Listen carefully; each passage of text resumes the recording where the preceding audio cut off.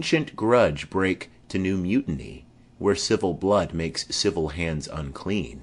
From forth the fatal loins of these two foes, a pair of star-crossed lovers take their life, whose misadventured piteous overthrows doth with their death bury their parents' strife.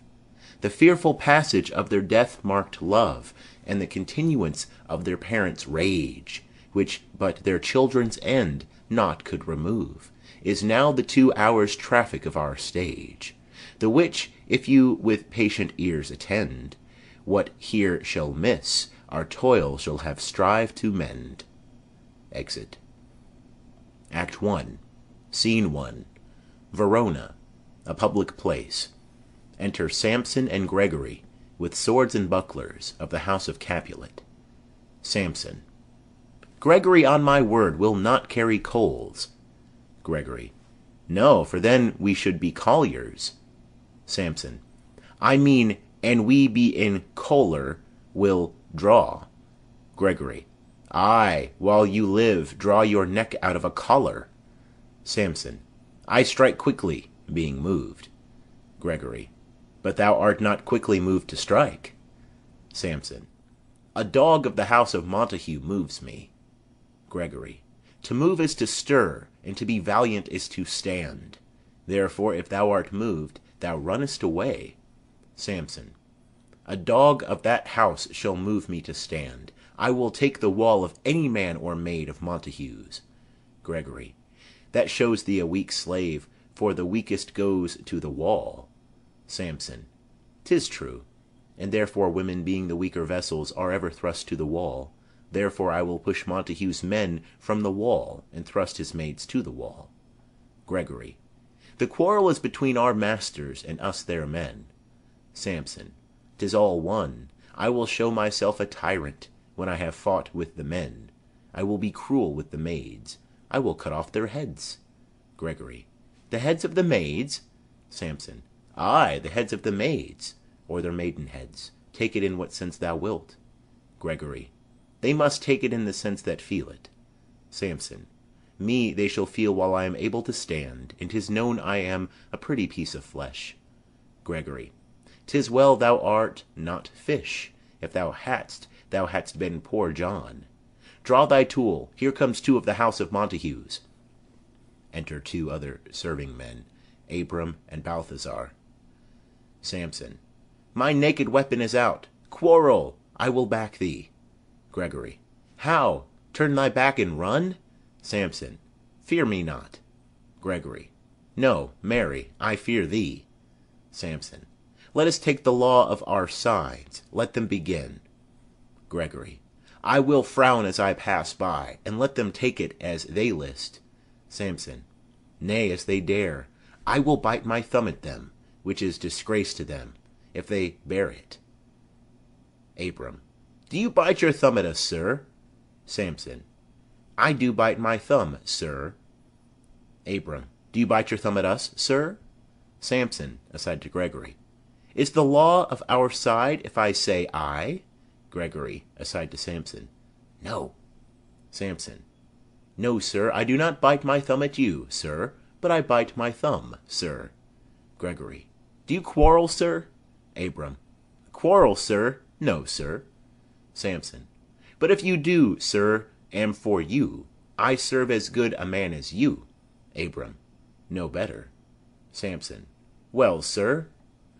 Enter Benvolio. Gregory, aside to Samson. Say better. Here comes one of my master's kinsmen. Samson. Yes, better, sir. Abram. You lie. Samson. Draw, if you be men.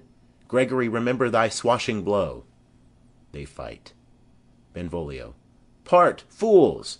Beats down their swords. Put up your swords, you know not what you do. Enter Tybalt. Tybalt. What, art thou drawn among these heartless hinds?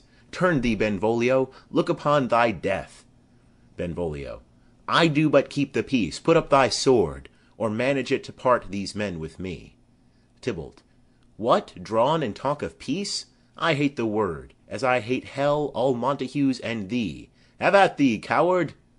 They fight. Enter an officer and 3 or 4 citizens with clubs or partisans. Officer. Clubs, bills, and partisans! Strike! Beat them down! Citizens. Down with the Capulets! Down with the Montagues! Enter old Capulet in his gown, and his wife. Capulet. What noise is this? Give me my long sword. Ho! Wife. A crutch, a crutch! Why call you for a sword? Capulet. My sword, I say. Old Montague is come, and flourishes his blade in spite of me. Enter old Montague and his wife. Montague. Thou villain Capulet, hold me not, let me go. Montague's wife. Thou shalt not stir 1 foot to seek a foe. Enter Prince Escalus with his train. Prince. Rebellious subjects, enemies to peace, profaners of this neighbor-stained steel, will they not hear? What, ho! You men, you beasts, that quench the fire of your pernicious rage with purple fountains issuing from your veins. O pain of torture from those bloody hands! Throw your mistempered weapons to the ground, and hear the sentence of your moved prince. 3 civil brawls, bred of an airy word, by thee, old Capulet, and Montague, have thrice disturbed the quiet of our streets, and made Verona's ancient citizens cast by their grave beseeming ornaments to wield old partisans, and hands as old, cankered with peace. Depart your cankered hate. If ever you disturb our streets again, your lives shall pay the forfeit of the peace. For this time all the rest depart away. You, Capulet, shall go along with me, and Montague, come you this afternoon, to know our farther pleasure in this case. To old Freetown, our common judgment place. Once more, on pain of death, all men depart. Exeunt. All but Montague, his wife, and Benvolio. Montague. Who set this ancient quarrel new abroach? Speak, nephew, were you by when it began? Benvolio. Here were the servants of your adversary, and yours, close fighting ere I did approach. I drew to part them.